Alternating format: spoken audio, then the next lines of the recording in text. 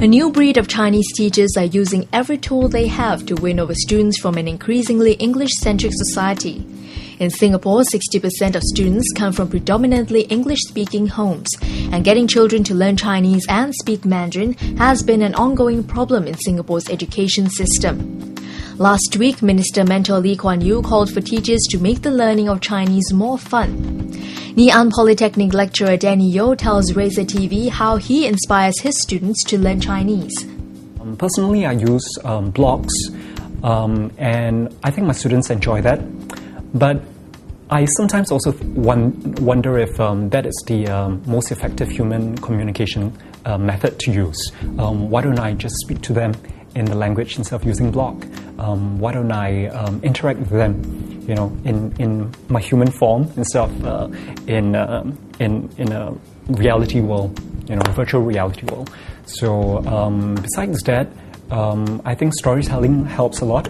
I also use a certain technique called drama in education or theatre in education, DIE or TIE in short, and that is a way of engaging students using methods borrowed from theatre, where you put situations in real life scenarios, and then getting students to be involved in the learning process. Should the old method of teaching Chinese be removed from the education system? I grew up with 听写默写 as well, and I think for any language, in any learning process, you probably need to memorize and you need to learn how to write the words as well. So I don't think it's wrong. I think it's a proper way to go. I don't think we should do away with the old method of teaching because it must work. Something must have been done right, although some people face difficulties. But I think learning a language is very much about environment as well. Over the past 30 years, I think we've seen Singapore moving into cosmopolitan society, where the ability to speak English is highly regarded, and someone would be deemed even more intelligent or more successful because you can speak English. So the value on speaking Mandarin has been diminished, and I feel that perhaps we should also consider family as well as society at large besides the education system itself. But Danny feels the most important learning tool for students is the human touch. I think when I grew up, I had Chinese teachers who were very strict and very stern, and it almost made the learning inhuman, and that was very difficult for me to absorb.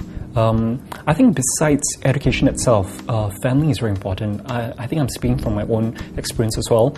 I don't think I learned much more in school than I did from my parents and also my relatives, as well as my peers who spoke Mandarin and who read Chinese books. And who exposed me to the Chinese world. If the students are only exposed to interesting Chinese lessons in school, that is only a small percentage of their life. What's larger in their life is their own personal space, their family environment.